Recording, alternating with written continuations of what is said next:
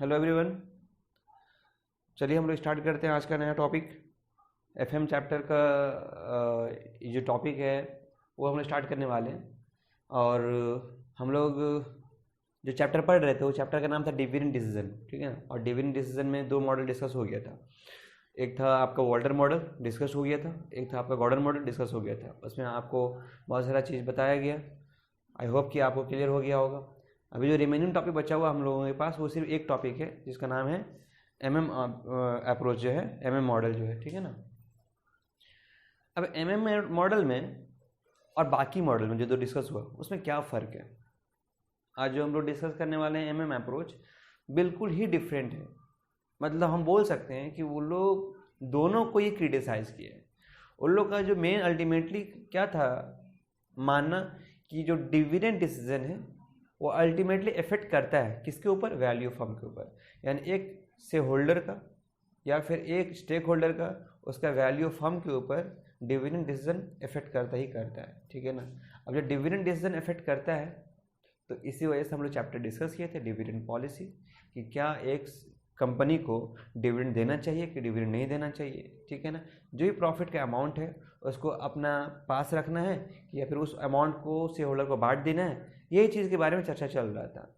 और अल्टीमेटली ये करना क्यों है या फिर डिविडेंड देना है कि री इन्वेस्ट करना है, ये किस पे डिपेंड कर रहा था, उसका वैल्यू फर्म पे। डिविडेंड दे रहे थे, ठीक है, और वैल्यू फर्म अगर मान कर चल मैक्सिमाइज हो रहा है तो बहुत अच्छी बात है, डिविडेंड दो। अगर डिविडेंड दे के देख रहे हैं और वैल्यू फर्म घट जा रहा है या फिर कम हो जा रहा है तो हम लोग डिविडेंड नहीं दे रहे थे, हम लोग उसको प्रॉफिट री इन्वेस्ट कर दे रहे थे, ठीक है। तो यही चीज़ पे हम लोग दोनों मॉडल को डिस्कस किए थे। यहाँ वॉल्टर और गॉर्डन दोनों को सेम मानना था और मोर और लेस दोनों का अजम्पशंस भी क्या था, एकदम सेम था। देन मगर ये जो एमएम अप्रोच है या फिर मोडिग्लियानी मिलर अप्रोच जो है, इन लोगों का क्या मानना है कि डिविडेंड डिसीजन या डिविडेंड पॉलिसी जो है ना वैल्यू फर्म पे इफेक्ट नहीं करता। डिविडेंड अलग मसला है, वैल्यू फर्म अलग मसला है। वैल्यू फर्म जो इफेक्ट करता है वो अर्निंग कैपेसिटी पे डिपेंड करता है कंपनी का, कि कंपनी क्या पावर है, क्या उसका इंटरनल मैनेजमेंट है, कैसा स्ट्रक्चर है कंपनी का, उस पर डिपेंड करता है उसका वैल्यू फर्म, ना बल्कि डिविडेंड पॉलिसी। डिविडेंड दो डिविडेंड मत दो, वैल्यू फर्म पे या नेटवर्थ पे कोई फर्क पड़ने वाला नहीं है। ये एमएम बोल रहा है। एमएम हमेशा ये बोलता है कि नहीं, ऐसा कोई बात नहीं है। एक कंपनी का जो पॉलिसी है, जो डिविडेंड पॉलिसी है, वो वैल्यू फर्म पे इम्पैक्ट करेगा ही नहीं। तो इसका मतलब ये हो गया कि जो बाकी दो मॉडल हैं उन लोगों के अगेंस्ट में ये बात कर रहा है। उन लोग ये मान रहा था कि नहीं, वैल्यू फर्म पे इम्पैक्ट डालता है डिविडेंड पॉलिसी, और यहाँ ये क्या बोला कि नहीं, ऐसा नहीं है। वैल्यू फर्म का बढ़ना या घटना ये डिविडेंड की वजह से नहीं होता है, बल्कि इसका इम्पैक्ट उसका internal affairs, internal management, company का अर्निंग कैपेसिटी के ऊपर डिपेंड करता है कि इसका वैल्यू फर्म ज़्यादा होगा या कम होगा, ठीक है। और जब भी कोई मॉडल के बारे में डिस्कस करेंगे तो सिर्फ वो बोलेगा नहीं बल्कि अपना बात को प्रूफ करेगा, ठीक है। और प्रूफ करने के लिए बहुत सारा एजम्पशंस मानता है। तो एमएम भी बहुत सारा एजम्पशंस माना और एजम्पशंस मानते हुए अपना बात को रखा है एक फार्मूला बेसिस पे, और वहाँ ये प्रूफ करके दिखाया है कि नहीं, वैल्यू फर्म जो है ना कभी भी फर्क नहीं पड़ता या डिफरेंट नहीं होता है उसका डिविडेंड पॉलिसी की वजह से। डिविडेंड देगा तो भी वैल्यू फर्म वही रहेगा और डिविडेंड नहीं देगा तो भी वैल्यू फर्म वही होगा। अच्छा, ये जो हम बात बोल रहे हैं इसमें दो चीज़ आप नोटिस कर पा रहे होंगे। एक, डिविडेंड देगा तो भी वैल्यू फर्म वही होगा, डिविडेंड नहीं देगा तो भी वैल्यू फर्म वही होगा। दो बात है, डिविडेंड देना और डिविडेंड नहीं देना। और सिमिलरिटीज़ क्या है कि इसमें वैल्यू फर्म फ़र्क नहीं पड़ेगा, ठीक। तो अगर मान कर चलो ऐसा बात है तो हम लोग दोनों अप्रोच को देखते हुए हम लोग आगे बढ़ेंगे। मतलब एक बार डिविडेंड दे के देखेंगे कि वैल्यू फर्म क्या हो रहा है, और एक बार डिविडेंड नहीं दे के देखेंगे कि वैल्यू फर्म क्या हो रहा है। अगर दोनों में ही अगर वैल्यू फर्म सेम रहा मतलब एमएम अपना बात को प्रूफ करने में कामयाब रहा, ठीक है। तो अब हम लोग जब इस टॉपिक में या फिर इस अप्रोच के जरिए से सम सॉल्व करेंगे तो सिर्फ एक पहलू नहीं देखेंगे, हम लोग दोनों ही पहलू लेके चलेंगे, एक डिविडेंड देने वाला और एक डिविडेंड नहीं देने वाला। मतलब हर चीज़ को हम लोग दो बार सॉल्व करेंगे, हर चीज़ को, हर सम्स को दो बार सॉल्व करेंगे, एक बार डिविडेंड देने के लिए और एक बार डिविडेंड नहीं देने के लिए। अब ये दोनों को सॉल्व करने के बाद आपको अल्टीमेटली ये प्रूव करके दिखाना है कि नहीं, एमएम हमेशा सही से सही बोला है कि डिविडेंड देगा और डिविडेंड नहीं देगा इसमें कोई फर्क पड़ने वाला नहीं, आपका वैल्यू फर्म सेम हो जाएगा। तो हम लोग भी वही करने वाले हैं। उसका ही फॉर्मूला यूज़ करेंगे तो फिर ऑब्वियस सी बात है उसका बात को अमल करना पड़ेगा और 2 बार सॉल्व करेंगे जब हम लोग सम सॉल्व करेंगे तब। बट फिलहाल ये ना कुछ एजम्पशंस मानते हुए अपना थ्योरी को रखा है। एजम्पशंस क्या माना है कि पहली बात तो ये आपका परफेक्ट कंपैरेटिव फर्म होना चाहिए। कोई भी कंपनी हो तो ऑलवेज ये परफेक्ट कंपैरेटिव फर्म होगा, मतलब चाहे वो किसी भी तरीके का मार्केट हो। फिलहाल हम लोग यहाँ कैपिटल मार्केट के बारे में बात कर रहे हैं, हम लोग कमोडिटी मार्केट के बारे में बात नहीं कर रहे हैं। बहुत तरह का मार्केट होता है, आप लोग जानते ही हैं। एक लेबर मार्केट होता है, कैपिटल मार्केट होता है, ठीक है ना, कमोडिटी मार्केट होता है। तो कमोडिटी मार्केट के बारे में बात नहीं किया जा रहा है यहाँ पे, लेबर मार्केट के बारे में बात नहीं किया जा रहा है। तो किसके बारे में बात किया जा रहा है यहाँ बात किया जा रहा है आपको कैपिटल मार्केट के बारे में। मतलब जहाँ पैसा का लेन देन होगा, जहाँ फाइनेंस का काम होगा, वो कैपिटल मार्केट कहलाता है। और कैपिटल मार्केट यहाँ होगा परफेक्ट कंपैरेटिव फर्म। क्लियर हो गया? तभी ये थ्योरी एप्लीकेबल होगा। और इसमें क्या एजम्पशंस माना है कि investors should be rational. Rational मतलब डिसीजन लेने के लिए वो हमेशा रैशनल होगा, ना बल्कि वो लालच करेगा। लालच के तौर पे वो नहीं जाएगा, एकदम रैशनल। एक होता है इरैशनल इन्वेस्टर्स, मतलब वो जरा सा कोई लालच की वजह से अपना डिसीजन बदल देता है। नहीं, जब एक वो डिसीजन ले लिया तो दूसरा लालच की वजह से या फिर किसी और वजह से अपना डिसीजन वो तब्दील नहीं करेगा, वो अपना बात पे हमेशा फिक्स्ड रहेगा। ठीक है ना? जैसे हम यहाँ रैशनल और इरैशनल का एग्जांपल क्या दे सकते हैं? अभी आप मान के चलो एक तो गेम खेले, ठीक है ना, गेम खेले इन द सेंस कोई भी गेम ले लो, आप कार्ड गेम बोल सकते हो या फिर आप अपना मोबाइल में कोई भी पबजी गेम बोल सकते हो। ठीक है, तो अगर आप पबजी गेम खेल रहे हो तो एक बार खेले आप हार गए, दोबारा आप खेलने को दिल करेगा नहीं, आप तो हम जीत ही जाएंगे भाई। तो आप वहाँ क्या हो रहे हो? आप इरैशनल हो रहे हो। मतलब मन में ये हो गया कि नहीं अब नहीं, अब नेक्स्ट टाइम। तो ये हो गया क्या कि जब मन में लालच पैदा हो जाए, मतलब आप अपना डिसीजन अपना दिमाग से नहीं ले रहे हैं बल्कि अपना मतलब वो जोश के बुनियाद पे ले रहे हैं। कार्ड गेम में वही होता है, एक बार जीत गए फिर लगा कि एक बार और खेलते हैं, एक बार जीते फिर चलो एक बार और खेलते हैं। तो ये सब क्या, वो इरैशनलिटी का पहचान है। इन्वेस्टर लोग ऐसा नहीं करेगा। इन्वेस्टर लोग हमेशा क्या रहेगा? रैशनल रहेगा। मतलब वहाँ लालच या फिर किसी भी और एक्सटर्नल फैक्टर की वजह से अपना डिसीजन बदल नहीं सकता हो। ठीक है, टैक्सेस वगैरह जो है ना एग्जिस्ट नहीं करेगा, ये हम बोला है। और डिविडेंड और रिटर्न अर्निंग में कोई फर्क नहीं होगा। मतलब सिंपल है, तुम डिविडेंड दो या रिटर्न अर्निंग रखो, उसको कोई फर्क पड़ने वाला नहीं है। दोनों का मतलब क्या होगा? सेम होगा। मतलब इसमें कोई भी तरह का डिफरेंसेस पैदा नहीं किया गया है। ठीक है, और इसमें चौथा आपका जम्पशंस क्या बोला गया है कि investment policy of the firm should remain fixed. देखा ना, यहाँ रैशनल को यहाँ जोड़ दिया, अलग से बोल भी दिया कि आपका इन्वेस्टमेंट पॉलिसी क्या होना चाहिए? हमेशा फिक्स्ड होना चाहिए, वो चेंज नहीं होना चाहिए। तो दीज आर द एजम्पशंस। आप एजम्पशंस अलग से भी डिस्कस करोगे या पढ़ोगे, क्योंकि एग्जाम में थ्योरी भी आने का उम्मीद है, इस चैप्टर से पहले ही बोल दिया गया है। ठीक है, अब ना हम लोग एमएम मॉडल के हिसाब से उसका फॉर्मूला को प्रूफ करेंगे या फिर उसका बात को प्रूफ करेंगे। जब उसका बात को हम प्रूफ करने जाएंगे ना, तो हम लोग 3 फॉर्मूला डिस्कस करेंगे, 3 फॉर्मूला। और हर सम में जो भी आपको सम्स दिया जाएगा करने के लिए या फिर जो भी हम बताएंगे आपको, वो सारा सम्स को आप 3 फॉर्मूला के हेल्प से करोगे। 3 फॉर्मूला हमेशा अप्लाई करोगे। और वो 3 कौन कौन सा फॉर्मूला है वो अभी हम डिस्कस करेंगे। ठीक है, और वो 3 फॉर्मूला को 2-2 बार यूज़ करोगे। 2-2 बार आप समझ रहे होंगे क्यों बोल रहे हैं। एक बार डिविडेंड देने के हिसाब से और एक बार डिविडेंड नहीं देने के हिसाब से। हमेशा आप हर फार्मूला को 2 टाइम्स यूज़ करोगे। मतलब एक सवाल को सॉल्व करने के लिए आपको 6 टाइम्स सॉल्व करना, मतलब 6 आंसर निकालोगे। 6 आंसर कैसे? क्योंकि 3 फार्मूला यूज़ होगा, तो 3 फार्मूला यूज़ होगा मतलब उसमें 3 आंसर अलग। और हर फार्मूला को आपको कितना बार यूज़ करना है? 2 बार। तो 3 2 से मल्टीप्लाई हो तो कितना बार हो गया? 6 बार हो गया। ठीक है, तो हम लोग क्या करेंगे? 6 बार यानी 6 तरह का आंसर निकालेंगे। अभी देखोगे कैसे निकलेगा। पहले हम लोग देख लेते हैं इसको फॉर्मूला क्या है।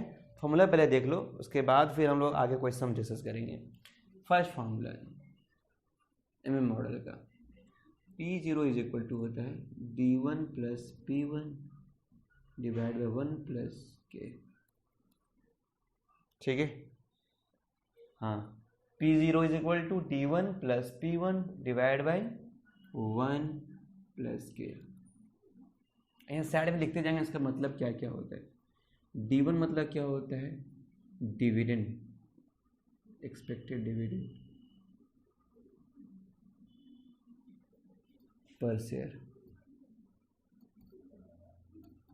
Expected dividend per share. अच्छा, P1 मतलब क्या होता है? पहले P0 के बारे में लिख दे रहे हैं। P0 मतलब होता है प्राइस, प्राइस नहीं market price, market price of share at the end of the year, साल का एंड में, P0 एंड गलत, beginning, beginning of the year, ठीक है। और P1 मतलब क्या होता है, market price of share at the end of the year, ठीक है। और क्या बचा के, एज यू नो दैट के मतलब होता है cost of capital.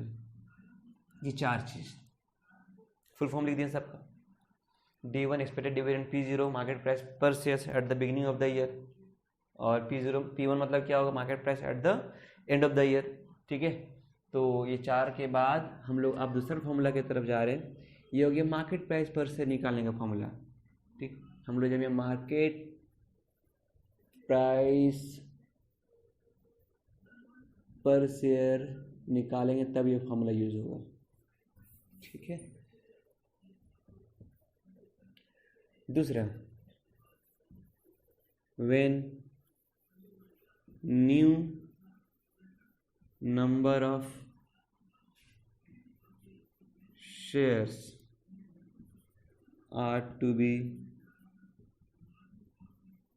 issued, when new number are to be issued, तब कौन सा फॉर्मूला लगेगा, N1 P1 is equal to E plus I formula, I minus E N into D1, ठीक है। N1 P1 I मतलब यहाँ इन्वेस्टमेंट, अच्छा formula तो सबका तो लिख रहे हैं तो उसका फुल फॉर्म भी लिख दे रहे हैं। N1 मतलब प्राइस नहीं, new number of shares, new number of share, और सिर्फ N का मतलब होता है old number of share, old number of share, ठीक है। I मतलब होता है टोटल इन्वेस्टमेंट, टोटल इन्वेस्टमेंट। याद रखिएगा इसका फॉर्मूला थोड़ा सा टफ है और याद करने के अलावा कोई उपाय नहीं है। फॉर्मूला आप याद कर लोगे, रट लोगे इसको, ठीक है। और ई मतलब यहाँ होता है अर्निंग ऑफ द फर्म, ये टोटल होगा, टोटल में बात करेंगे। तो हम लोग क्या क्या लिखे, N1 मतलब न्यू नंबर ऑफ शेयर्स, जो कि यही निकालना पड़ता है हम लोग, new number of shares, N1 निकलेगा। P1 market price per shares, मतलब यहाँ से कुछ P1 यूज हो सकता है, ठीक है। और I मतलब टोटल इन्वेस्टमेंट, क्वेश्चन में गिवन रहेगा। E मतलब टोटल अर्निंग, सवाल में दिया हुआ रहेगा।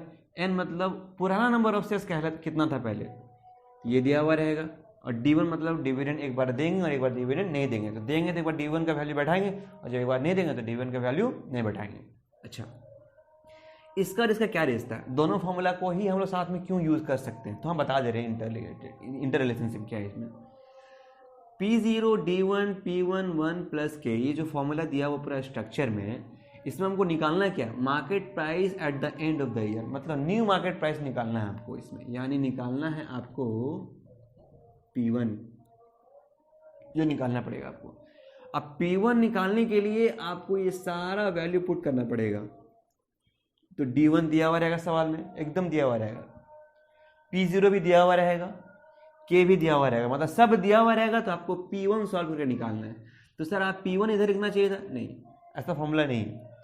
आप इसको सॉल्व करके फॉर्मूला अलग से आप फाइंड आउट कर सकते हो, बट जो MM ने दिया है थ्योरी में फॉर्मूला, वो यही फॉर्मूला है। तो यहाँ P1 की जगह में P1 बैठेगा और D1 आपका सवाल में दिया हुआ रहेगा, 1 आपका तो कोई वैल्यू है ही ना, 1 अपने आप में 1 है, K कॉस्ट ऑफ कैपिटल दिया हुआ रहेगा और P0 मतलब सवाल में दिया हुआ रहेगा। ये सब दिया हुआ रहेगा, P1 निकाल लेंगे। अब जो है ना, एक बार P1 निकलेगा D मतलब डिविडेंड देने के बाद, और एक बार P का वैल्यू निकलेगा एक बार डिविडेंड नहीं देने के बाद, यानी एक बार D 0 बैठेगा, एक बार D कुछ ना कुछ वैल्यू बैठेगा। तो इसका P1 का 2 आंसर आएगा। अब ये P1 का वैल्यू का जरूरत यहाँ पे है, देखो यहाँ पे ये जो है ना, ये वाला निकालना है हमको न्यू नंबर ऑफ शेयर्स। तो न्यू नंबर ऑफ शेयर्स निकालने के लिए ये जो N1 है, तो न्यू नंबर ऑफ शेयर निकालने के लिए आपको यहाँ P का वैल्यू बैठाना जरूरी है। तो P का वैल्यू कहाँ से निकलेगा? ऑब्वियस सी बात यहाँ से निकलेगा। तो जब न्यू नंबर ऑफ शेयर निकालेंगे दो जगह से, एक बार डिविडेंड इज पेड और एक बार डिविडेंड इज नॉट पेड। तो यहाँ P1 का भी आंसर 2 है। जब डिविडेंड पेड वाला आंसर रहेगा तो उसको हम वहाँ बैठाएंगे, और जो नॉट डिविडेंड पेड वाला रहेगा तो फिर तो उसके बाद सॉल्व करना पड़ेगा। तो यहाँ P1 को भी 2 बार बैठाना पड़ेगा और इसको भी 2 बार सॉल्व करना पड़ेगा। और यहाँ भी आपको जो D1 लिखा हुआ है, तो D1 एक बार 0 बैठाएंगे और एक बार D1 जो दिया हुआ रहेगा सवाल में वो बैठाएंगे। यानी इसको सॉल्व करने के लिए P1 यहाँ से निकालना पड़ेगा। तो ये फॉर्मूला इस पर डिपेंड हो गया। तो इसमें मतलब यहाँ दोनों यूज़ करना पड़ रहा है। तीसरा, वैल्यू ऑफ फर्म V। तो वैल्यू ऑफ फर्म कैसे निकलेगा देखोगे।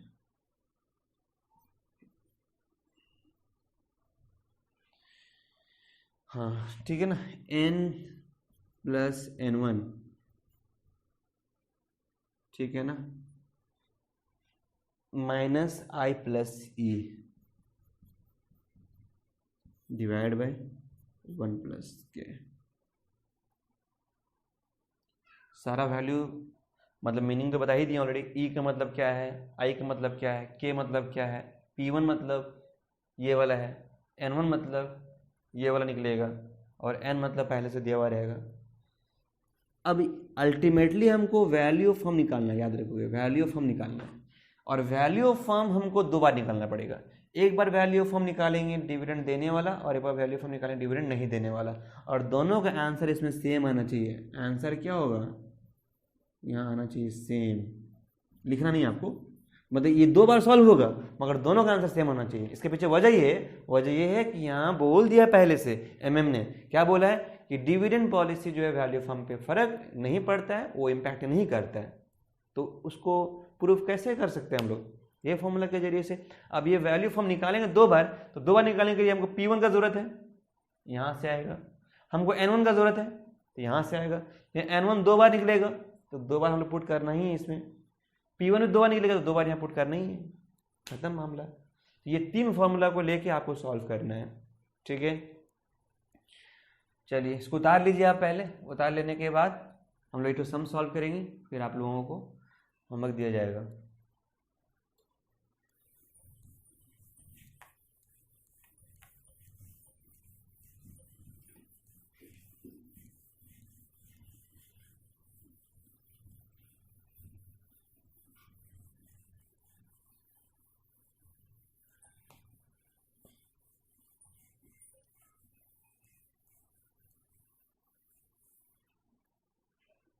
आइए एक क्वेश्चन करते हैं पहले हम लोग।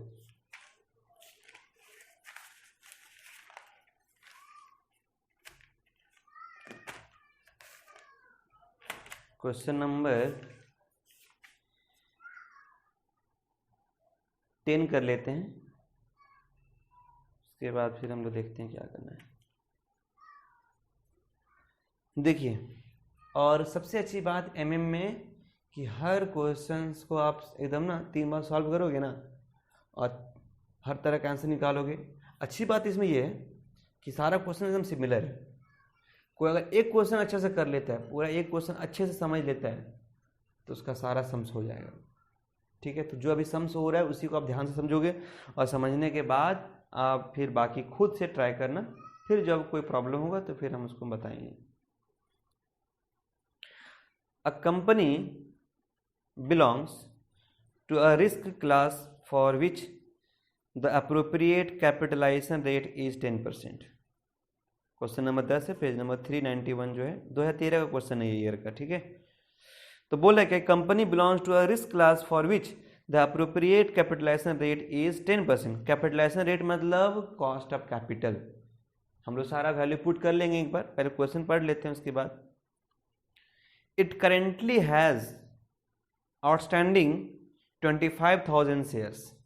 करेंटली मतलब फिलहाल अभी उसके पास कितना ऑलरेडी शेयर्स है, 25,000। तो पहले से जो उसके पास शेयर है मतलब क्या हो गया कि ये एन हो गया, एन मतलब ओल्ड नंबर ऑफ शेयर्स हो गया, ठीक है। और सेलिंग एट कितना 100 रुपये करके इच, तो 100 रुपये के इच करके सेल कर रहा है, तो ये करंटली मार्केट प्राइस भी हो गया। तो करंटली मार्केट प्राइस मतलब P0, यानी ये 100 आपका P0 हो गया। और आउटस्टैंडिंग नंबर ऑफ शेयर जो पहले से है यानी N जो है वो 25,000 है, और K कितना हो गया 10% मतलब 0.1। The firm is contemplating the declaration of dividend of 5 पर शेयर्स, डी भी दे दिया हुआ है 5 रुपये पर shares at the end of the current financial year. The company expect to have a net income of कितना 2.5 लाख। नेट इनकम मतलब net earning, तो अर्निंग यहाँ 2.5 लाख रुपए दिया हुआ है, मतलब ई दिया हुआ है 2.5 lakh. And has a proposal for making new investment of कितना 5 लाख, और नया इन्वेस्टमेंट मतलब आई कितना रुपए दिया हुआ 5 लाख। तो आपका सवाल में के मिल गया, आपका सवाल में एन मिल गया, आपका सवाल में P0 मिल गया, आपका सवाल में D1 मिल गया, और आई मिल गया 5 लाख, और ई मिल गया कितना 2.5 लाख। ये टोटल डिटेल्स आपको दिया हुआ है सवाल में, ठीक है। पूछा क्या क्या देखो, answer the following questions based on MM model, ठीक है। What will be the price per shares at the end of the year if dividend is paid. End of the year, साल के एंड में, मतलब P1 पूछा है। अब P1 पूछा है कब, eight the end of the year. और यहां बोला कि व्हेन डिविडेंड इज पेड, तो डिविडेंड पेड होगा तब मेरा मार्केट प्राइस पर शेयर कितना होगा, यानी P1 कितना होगा। और फिर सेकंड में क्या पूछ रहा है देखो, what will be the price per share at the end of the year if dividend is not paid. मतलब नंबर 1 और नंबर 2 मतलब ए और बी जो है वो दोनों एक ही क्वेश्चन पे बेस्ड है मार्केट प्राइस पर शेयर निकालने के लिए। तो मार्केट प्राइस पर शेयर कैसे निकलेगा हम लोग जानते हैं पहला फॉर्मूला से, ठीक है ना। यानी P1 कितना बार निकालना पड़ेगा, 2 बार, एक बार ए के लिए और एक बार बी के लिए, अच्छी बात है। How many new number of shares are to be issued, कितना नंबर ऑफ शेयर इशू करना पड़ेगा। तो नया नंबर इशू करने के लिए यहाँ इनडायरेक्टली 2 बार सॉल्व करना है, क्योंकि यहाँ हमारे पास आंसर P1 का 2 ठो निकलेगा, तो यानी मार्केट नंबर ऑफ शेयर जो है वो भी कितना बार निकालना पड़ेगा, 2 बार, यानी 2 अलग अलग बार न्यू नंबर ऑफ शेयर्स निकलेगा, हो गया, यानी टोटल 4 बार सॉल्व। डी नंबर में क्या पूछा है देखो, determine the value of firm, value of firm निकालना है, वी पूछा है, मतलब third number, value of firm considering A and B, मतलब आप ए और बी को कंसिडर करते हुए आप वैल्यू ऑफ फर्म निकालिए। तो ए और बी में क्या लिखा हुआ है, when dividend is paid and when dividend is not paid. तो ये 2 सिचुएशन में आपको मार्केट वैल्यू निकालना है, यानी वैल्यू ऑफ फर्म निकालना है, ठीक है। बस क्वेश्चन एंड हो गया, सॉल्व करके देखते हैं एक बार। आइए क्वेश्चन नंबर है ये 10 ईयर 2013 का क्वेश्चन है, ठीक है। पहले हम लोग मार्केट प्राइस पर से निकाल लेते हैं, मार्केट प्राइस पर शेयर, ठीक है। Number A, when dividend is paid. तो यहाँ अच्छा डिटेल्स हम लोग लिखना था ना, पहले डिटेल्स ही आप लिख लोगे सब चीज़ का कि क्या क्या सबका इंफॉर्मेशन दिया हुआ था, हम लोग यहाँ लिख दे रहे हैं, फिर मिटा देंगे। केक कितना था 10%, मतलब इसको 0.1 लिख सकते हैं, ठीक है। और आपका और क्या दिया हुआ है, एन 25,000 शेयर दिया हुआ है, और क्या दिया हुआ है 100 यानी P0 market price per shares 100 each. और क्या दिया हुआ है, डिविडेंड D1 दिया हुआ है कितना, ₹5 ईच। और टोटल अर्निंग यानी ई दिया हुआ कितना, 2.5 लाख रुपया। और आई भी दिया हुआ है 5 लाख, ठीक है, रुपीस में। और कुछ इंफॉर्मेशन नहीं है फिलहाल। P0 इज इक्वल टू क्या था, D1 plus P1 divide by 1 plus K। Solve किए, P0 देखोगे वहाँ 100 रुपया है, D1 कितना है, डिविडेंड पेड वाला मामला है ना, डिविडेंड पेड वाला मामला है, तो यहाँ 5 रुपये बैठाएंगे। और P1 तो निकालना है हम लोगों को, 1 प्लस K मतलब 0.1। सॉल्व करेंगे, 100 आया, 5 प्लस P1 है 1.1 है, तो क्रॉस मल्टीप्लिकेशन होगा यहाँ पे, 5 प्लस P1 110, ठीक है। तो P1 इज इक्वल टू क्या हो जाएगा, 110 माइनस 5 105, ये हो गया। बी, व्हेन, या आप इसको नंबर 1 दे सकते हैं, when dividend is not paid. ये पूरा लाइन भी लिख सकते हैं ऐसे, market price per shares when dividend is not paid. बात तो एक ही है, तो यहाँ फिर सेम चीज़ लिखेंगे, P0 is equal to D1 plus P1, 1 plus क्या होगा K, ठीक है ना। अब यहाँ P0 100 बैठेगा, D1 कितना बैठेगा 0, क्यों, डिविडेंड इज नॉट पेड है, तो यहाँ D 0 हो जाएगा, प्लस P1 यहाँ बैठा देंगे, 1 प्लस K मतलब 0.1, ठीक। तो P1 इज इक्वल टू क्या हो जाएगा, 100 इंटू 1.1 यानी 110। दोनों आंसर मैच हो गया, मतलब ए और बी का आंसर आ गया। अगला number 2, new number of shares are to be issued, ठीक है ना। तो A, when dividend is paid, when dividend is paid.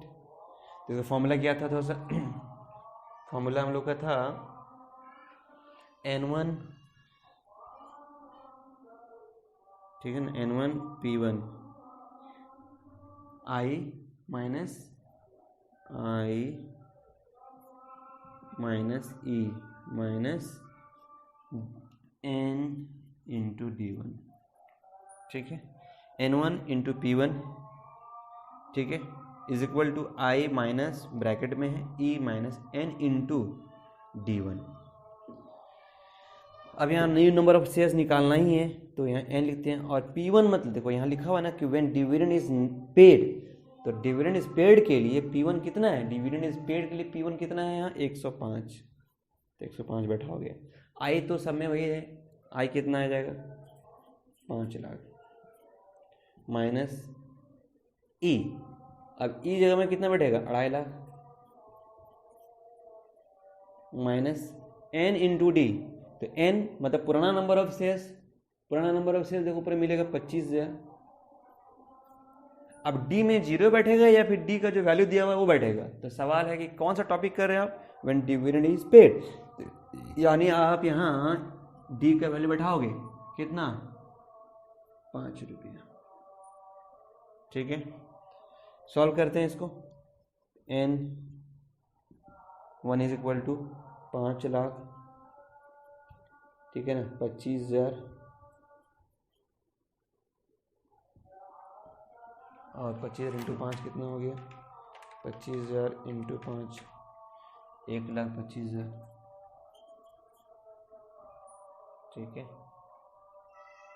Whole divided by 105।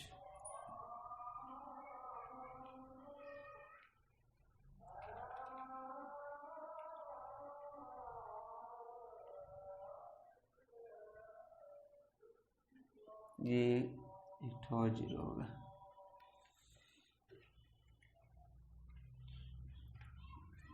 तो ऐसे ब्रैकेट खोल देते हैं इसको, 5 लाख माइनस 2.5 लाख प्लस कितना 1,25,000 105।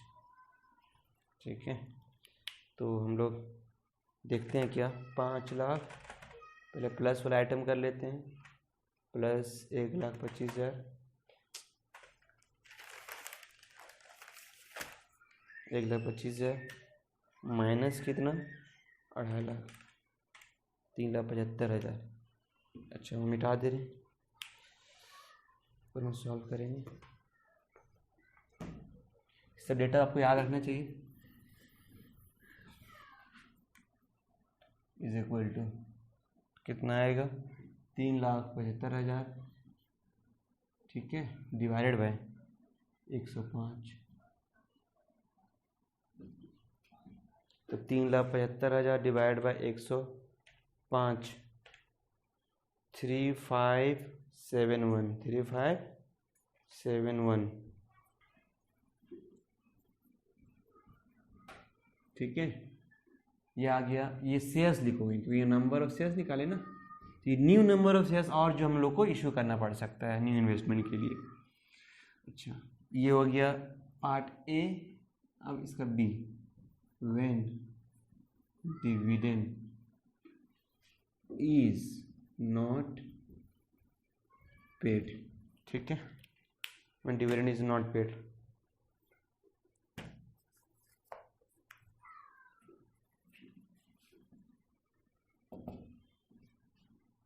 तो यहाँ होगा क्या formula, same formula, N1 into P1 is equal to I minus bracket में E minus N into D1, ठीक है।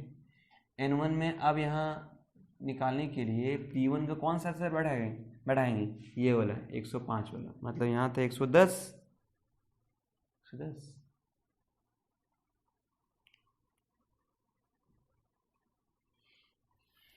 एक बार थोड़ा देखें तो ये P1 जो बैठा कौन सा बैठा, ठीक है 105। अब यहाँ 110 बैठेगा क्योंकि P1 का आंसर कितना है 110। आई कितना है, आई सेम 5 लाख माइनस ई मतलब अर्निंग कितना है 2.5 lakh minus number of shares था 25,000 और यहाँ क्योंकि डिविडेंड नॉट पेड है तो यहाँ डी का वैल्यू कितना बढ़ाएंगे 0, ठीक। और N1 is equal to 5 lakh minus 25,000 0, ठीक है 110। सॉल्व करेंगे तो यहाँ भी वही आएगा 3 लाख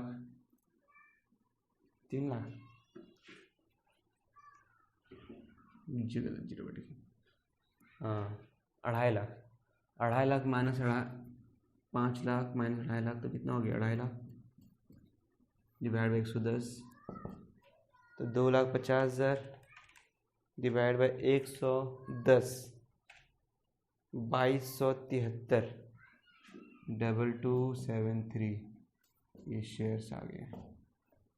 आप देखोगे यहाँ पे आपका यहाँ भी 2 आंसर है, ठीक है ना, न्यू नंबर ऑफ शेयर्स किया था, मतलब नंबर ऑफ शेयर्स का भी 2 answer, market price per shares का भी कितना आंसर हो गया 2 आंसर, यानी एक तो ये आंसर हो गया तो ये आंसर हो गया, और नंबर ऑफ शेयर्स के लिए भी ये आंसर और एक तो ये आंसर, टोटल 4 आंसर। अब हम लोग को निकालना है वैल्यू ऑफ फर्म, तो वैल्यू ऑफ फर्म निकालने के लिए भी 2 आंसर निकालना पड़ेगा और वहाँ जो है ना आंसर दोनों का सेम आना चाहिए। अगर आंसर सेम नहीं आ रहा है तो फिर गड़बड़ है कहीं पे। हाँ, थोड़ा बहुत फ्रैक्शन इधर उधर हो सकता है, क्योंकि यहाँ हम लोग नंबर ऑफ शेयर जब देख रहे थे, हम लोग कैलकुलेटर में डिवाइड कर रहे थे, तो नंबर ऑफ शेयर फ्रैक्शन में आ रहा है। तो जब नंबर ऑफ शेयर फ्रैक्शन में आए ना, तो समझ लेना कि थोड़ा 19, 20, 10, 20, 50 रुपये डिफरेंट हो सकता है, तो उसको अप्रॉक्स इसके बराबर कर देंगे हम लोग, ठीक है। वैल्यू ऑफ फर्म इन्हें वी निकालना है, ठीक है। तो व्हेन डिविडेंड इज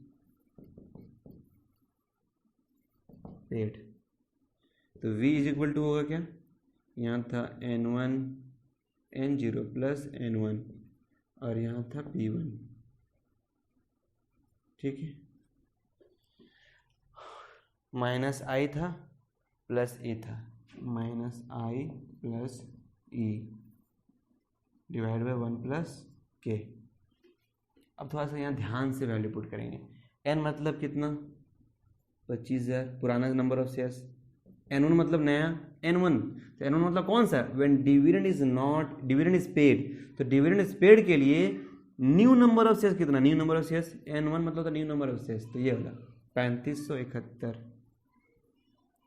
3571। और यहाँ P1 कौन सा बैठेगा, ये 105, व्हेन डिविडेंड इज पेड वाला 105 माइनस आई, तो आई इन्वेस्टमेंट तो सेम है सबका 5 लाख रुपया, यहाँ भी सेम बैठेगा। 2.5 लाख रुपया कितना है अर्निंग है आपका, डिवाइडेड बाई 1 प्लस 0.1। सॉल्व करते हैं इसको। 28,571 इंटू 105 माइनस 5 लाख प्लस कितना 2.5 लाख, ठीक है, डिवाइडेड बाई 1.1। तो 28,571 इंटू 105 लगभग आया यहाँ पे कितना 29,99,955 29,99,955 minus 5 lakh plus 2.5 lakh whole divided by 1.1।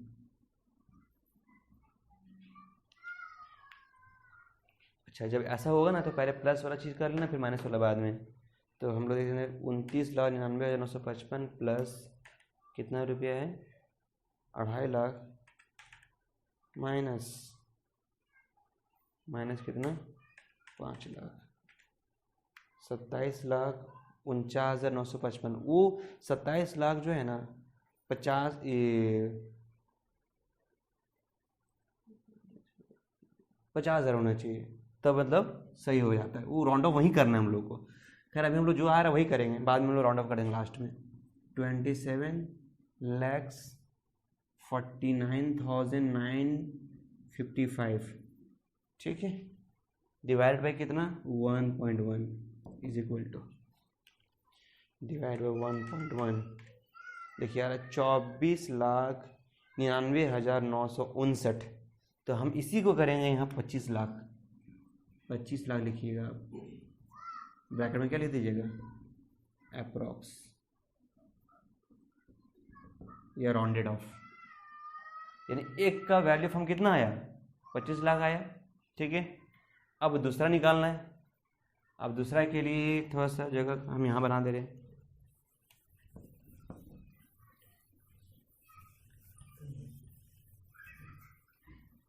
ये था ए के लिए और ये है बी के लिए। When dividend is not paid, तो v इज इक्वल टू क्या होगा n plus n1 p1 minus I plus, practice हो जाएगा फॉर्मूला ये याद बनाते बनाते। तो इसको आप सिर्फ याद कर लेते हो ना, तो फिर सवाल लीजिए। n मतलब 25,000 और n1 कितना होगा मतलब वो वाला सेकेंड वाला 2273 ब्रैकेट P1 आंसर कौन सा है बैठाएंगे यहाँ पे ये वाला 110 वाला माइनस आई कितना 5 lakh plus 2.5 lakh whole divided by 1 plus 1.1 ठीक है नहीं 0.1 25,000 plus 2273 27,273 into 110 directly round multiply कर दे रहे हैं क्योंकि जगह नहीं बचेगा 110 तो यहाँ आ गया कितना 30,30,000